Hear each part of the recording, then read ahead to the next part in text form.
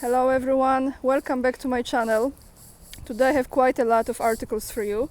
Hopefully we can go through all of this and you will find some value in this content. If you do, I always appreciate if you hit that like button, subscribe and turn on the notification bell, and also double check if you are still subscribed. As we know, things happen on YouTube. Yesterday, those of you who haven't seen my incredible live stream with Andrei Martyanov, the one and only, who always tells it like it is, and if you haven't, make sure to check it out, because how he described Zelensky is just priceless, I will say. Yes, kind of below the belt, but that's for sure. But let me see what I have. Okay, so this will be about people in Poland who might be called to the army, and I have two articles in regards of this. I think this might be interesting for you. First one is about where are we in the process of this, and the second is about who will not be called to those trainings, military trainings that will be very soon taking place. So from the portal money.pl, as always, before I start, all the links are down below this video in the description box to the articles that I'm bringing to you. From money.pl, tens of thousands of people called up to the army. We're talking Poland. And here are the details. In 2024, it is planned to conscript up to 21,000 people for professional military service, according to a draft regulation of the Council of Ministers on this matter. Up to 200,000 reserve soldiers could be called up for military exercises. According to the proposal, the regulation in 2024, which is issued for 1 year, provides for the performance and conscription to professional military service of up to 21,000 people who can be called up for active military service as a professional soldier, including during training.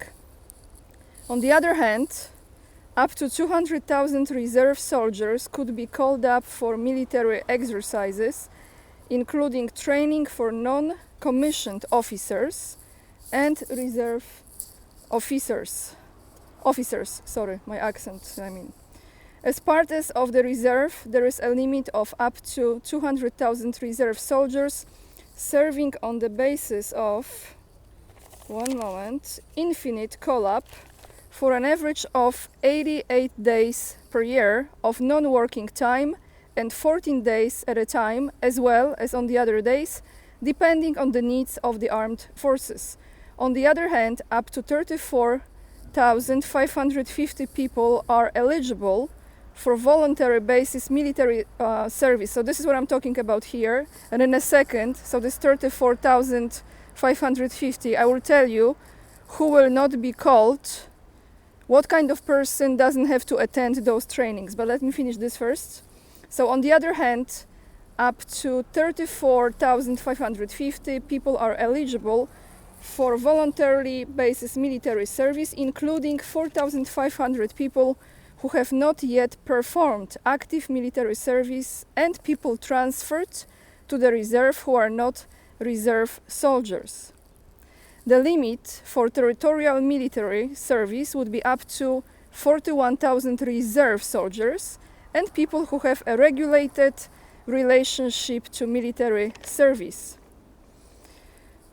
Okay, so let me sit down actually, because here is a good spot, and let me read you who will not have to participate in this. Okay, this is the article, also in the description box.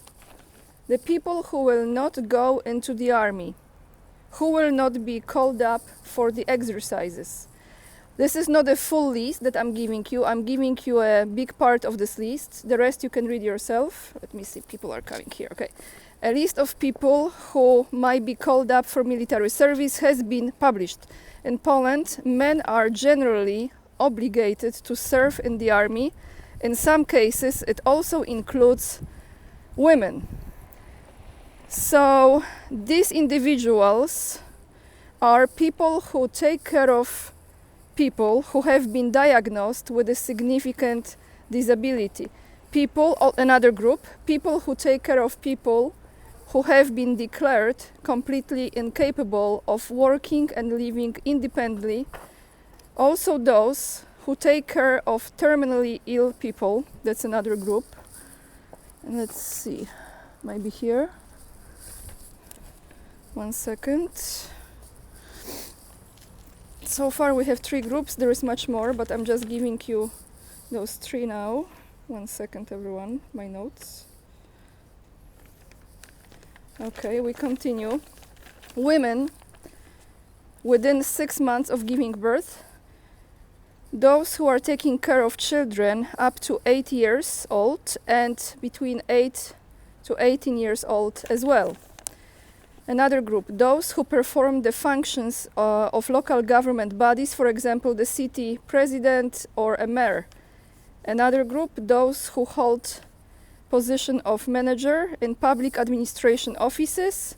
And the last group that I have written down for you, again, there is more categories, but those are chosen, is a group, those who were elected as members of parliament, including the European Parliament, during the term of the office, so in the latest term.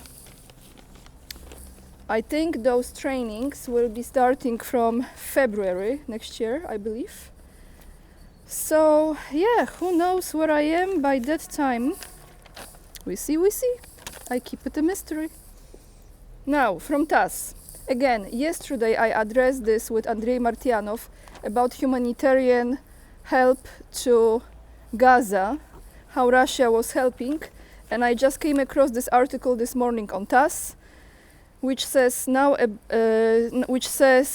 nearly 100 planes delivered humanitarian aid to El Arish for people in Gaza Strip. This is from Cairo, November 8th, which is yesterday. It was Wednesday.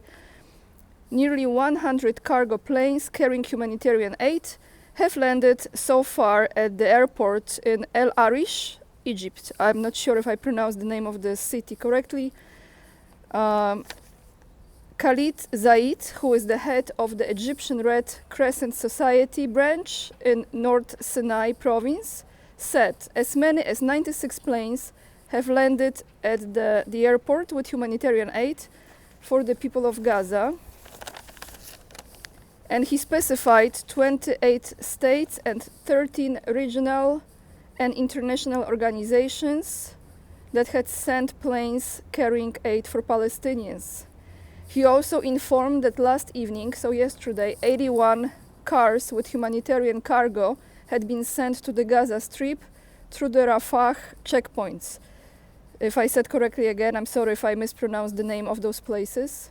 As of now, according to Zaid, a total of 650 cars have entered the enclave to help the people of Gaza. Mind you, those roads, I think they are all destroyed, so I don't know how they deliver it. Honestly, I don't know. So this is about the humanitarian help. I have one more article about the immigrants in Germany. I also came across this morning, and I want to read this to you. It was titled, "The Germans Lost Patience. Immigrants Take the Place of Students."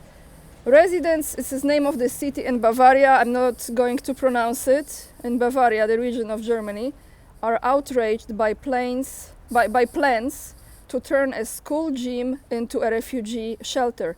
It's unacceptable, they say. The authorities are throwing up their hands because the number of new immigrants is growing and there is nowhere to put them. We receive 3 to 4 asylum seekers every day, one of the officials said. We have to provide accommodation for about 100 migrants per month. So yesterday, on that note, I met with a friend of mine, and she told me, because she has family who lives in Germany, and I know there's many of you who are watching me from Germany, she told me how bad the situation is there right now, as far as the let's put it this way, dangerous people who came from all over the place, the number of illegal immigrants, the chaos, lack of safety, and I talked to another person as well, another friend of mine, who said that her sister's husband is planning to sell all the businesses that he has in Germany and leave the country because he is just not going to continue to live like this with this mess there, and other aspects of the economy, of course, but it's also in relation to this number of illegal immigrants. So another thing I want to say, I don't have the article, but I know that this is happening. As you know, Poland is in Schengen area, which means European Union, of course, which means when you travel, let's say you fly to Berlin, you're taking drive from Berlin here to where I am in Szczecin, and you cross the border with German-Polish border, right? Normally you don't even realize that you're in Poland. Sometimes you just wake up and you see, oh, I'm in Poland, because there was no control check at the border. Now they already have those controls going, because a lot of those people who arrive in Germany, it's very easy for them to get into Poland. So the checkpoints are already active, and it's not the same crossing the borders as it used to be. And when I will be traveling, and I will be traveling quite soon, I will check it out how this is, because I will be actually flying from Germany, so we see. But anyway, guys, that's all I have for you today. If you enjoyed the video, please hit that like, subscribe, as I've asked you before. I really appreciate it. It's free of charge and it helps my channel to grow, and that means a lot to me. And if you would like to support my work, you can buy me a coffee that will go for my trip to China, and also you can become the member of the channel. You join me on Locals, you can be supporter there as well, or just by watching my videos and putting comments down below. One more information I want to say, I want to address it to John.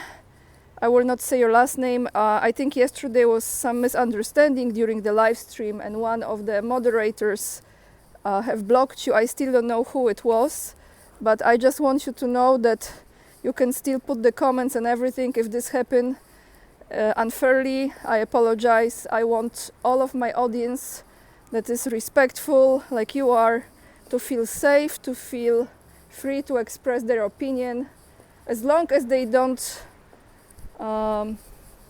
attack the guests or myself. That's it for today, everyone. Have a wonderful day, lots of love, and remember, we are the leading edge and we are saving humanity. Bye, guys.